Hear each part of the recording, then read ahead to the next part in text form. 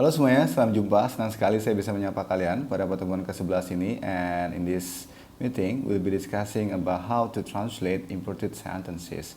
Kalian bisa lihat pada slide ini bahwa jadi sebetulnya nanti kita bisa menemukan kalimat yang dengan pola inversion atau pola dibalik gitu ya.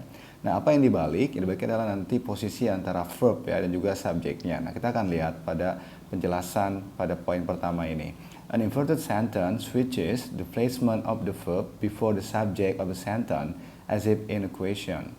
Okay.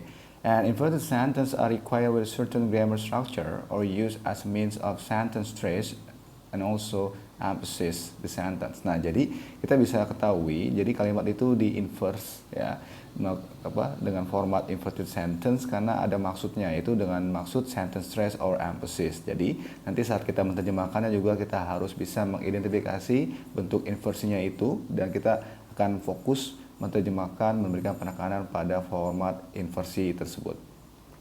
Nah, kita akan lihat beberapa contoh inverted sentence. Nah, ini bisa dalam bentuk question form ya. Nah, dengan format biasanya question form itu kan dengan formatnya auxiliary, subject, dan juga main verb ya. Jadi kalau bentuk pertanyaan seperti itu. Nah, jadi inverted sentence itu more and less mirip seperti itu. Nah, kita punya dua contoh nih di sini. Yang pertama, not only do I enjoy classical music, but I also have a season ticket to the symphony. Nah, jadi kita ketahui jadi bentuk invertednya itu adalah, kita lihat di sini ada not only do. Nah, ini bentuk invertednya. Lalu contoh berikutnya adalah seldom has the boss been so upset. Nah, jadi seldom has itu ini bentuk invertednya. Kita akan punya format seperti itu ya. In this case, the question form is substitute for standard sentence structure in a statement.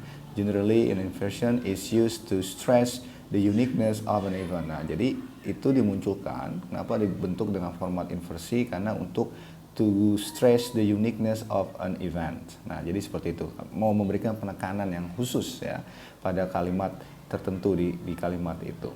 Ya.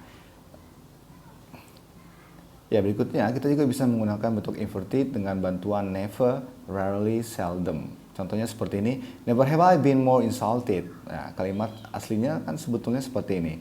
I have never been more insulted. Nah, jadi tentu akan berbeda saat kita menerjemahkan I've never been more insulted dengan never have I been more insulted. Nah, jadi format-format inverted seperti itu tentu memberikan penekanan di sini. Never have I been more insulted. Atau contoh berikutnya, seldom has he seen anything stranger. Atau rarely has someone been so wrong as you. Nah, jadi tentu saat menerjemahkan kita harus fokus dulu pada bentuk inversionnya. Nah, jadi itu sebenarnya key point dari materi kita kali ini. Ya, ada kalimat yang diinversi, maka saat menerjemahkannya juga kita harus fokus pada bentuk inversi itu. Ya. Oke, berikutnya ini contoh seperti penggunaan hardly, barely, no sooner, and also scarcely. Ada contoh seperti ini. Scarcely had I got out of bed when the doorbell rang. No sooner had she finished dinner when she walked in the door. Barely had I walked in the door when my dog came rushing to greet me.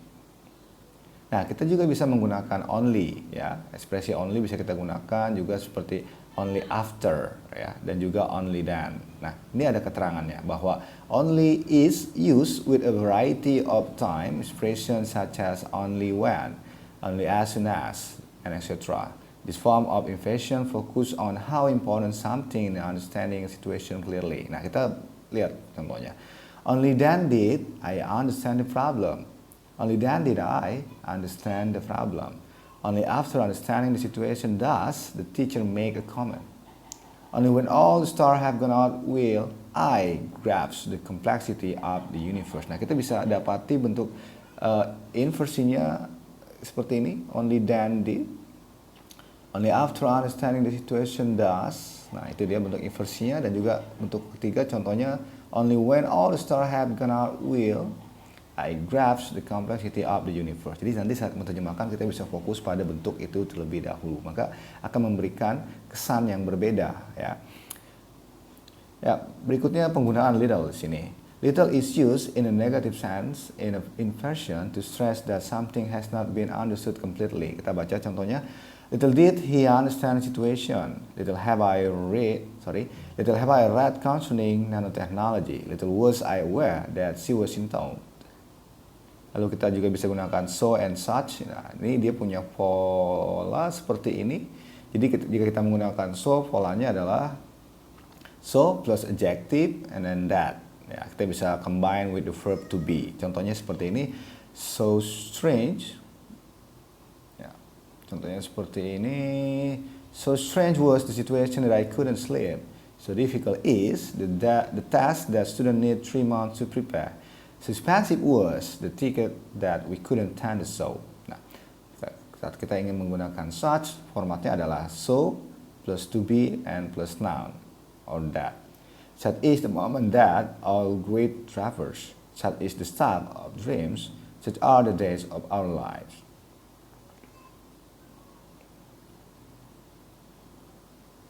Oke, nah inversi juga bisa ditemukan dalam bentuk conditional sentence. Ya, kita bisa membentuk kalimat dari conditional sentence lalu kita menginverse kalimat tersebut. Namun ini hanya berlaku untuk pola kedua dan juga tipe ketiga. Ya, kita bisa lihat di sini. Sometimes conditional form are inferred as a means of sounding more formal. Nah, fungsinya di conditional form bentuk inversi ini untuk membentuk kesan yang lebih formal. Maka nanti saat diterjemahkan maka harus juga muncul kesan formal tersebut. Kita lihat contohnya.